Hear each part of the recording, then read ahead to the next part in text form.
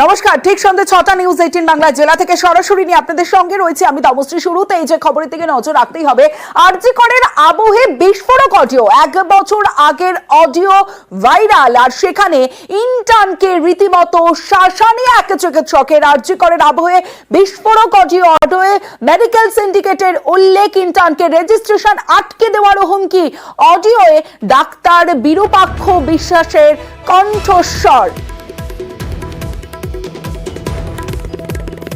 হ্যাঁ বলুন।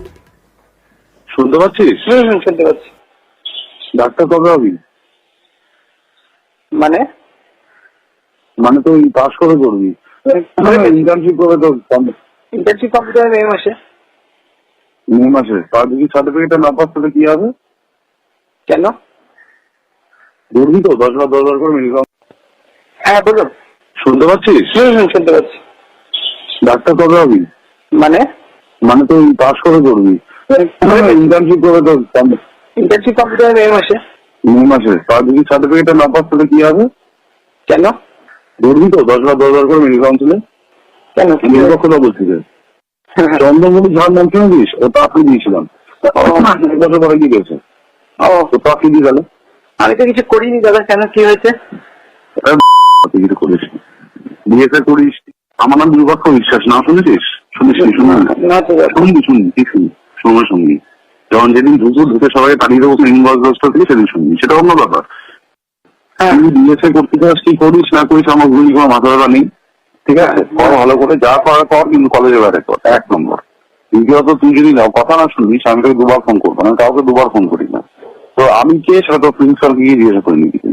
প্রিন্সিপাল আছে, ডিন আছে, আর কে কে আছে তোর কলেজে জিজ্ঞাসা করে নিস। তৃতীয় কথা, ঠিকঠাক কথা না থাকলে তোর রেজিস্ট্রেশন আসতে দেবো। কি হয়েছে সেটা মাথায় রাখিস। ঠিকঠাক না থাকলে তোর রেজিস্ট্রেশনটা আটকে দেবো, এরকম আমার গ্যারান্টি দিস, ঠিক আছে? 1 বছর কোর্টে করবি। চাস এসব? আমি যাস না কোনটা?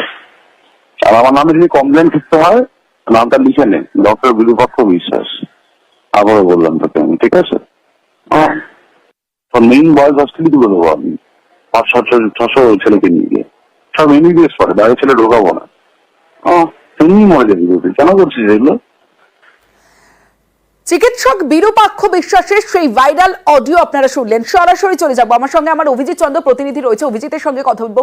অভিজিৎ, 1 বছর আগের একটা ভিডিও ভাইরাল হয়েছে, যে ভিডিও আমরা শোনাচ্ছি দর্শকদের। বিরূপাক্ষ বিশ্বাস তার বিরুদ্ধে কোনো তদন্ত কেন করেনি? কর্তৃপক্ষ কি কিছু জানতো না, নাকি সব জেনেও কর্তৃপক্ষ চুপ ছিল?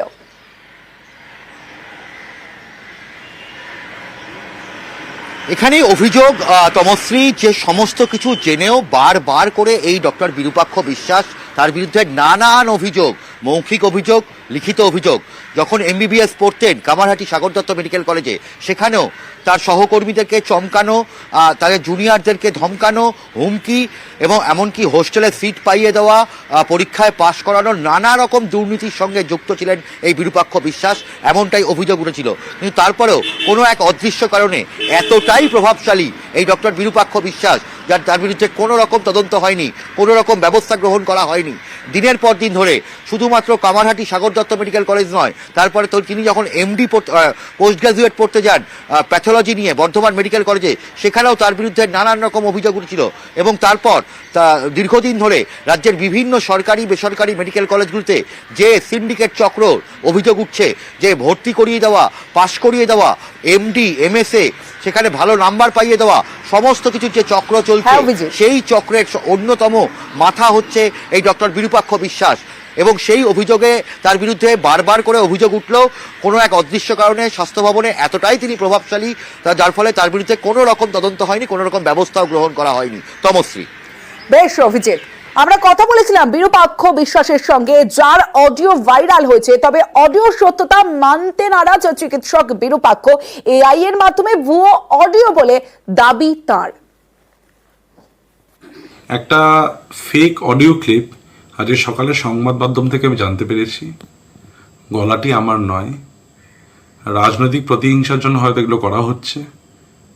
আর যতদূর সম্ভব পুরো জিনিসটাই এআই ইঞ্জিনিয়ার্ড। আমাদের দাবি শুরুর দিকে ছিল আর চিরকালই থাকবে অভয়ার বিচার। সেখান থেকে সরানোর জন্য আজকে এই ধরনের কুৎসা রটানো হচ্ছে, যেই অডিও ক্লিপ ভাইরাল হচ্ছে সেটা একদমই আমার না। আমি কারো গণতান্ত্রিক ডোমেনে কখনো হস্তক্ষেপ করিনি, করার কেউ না, আর করবও না।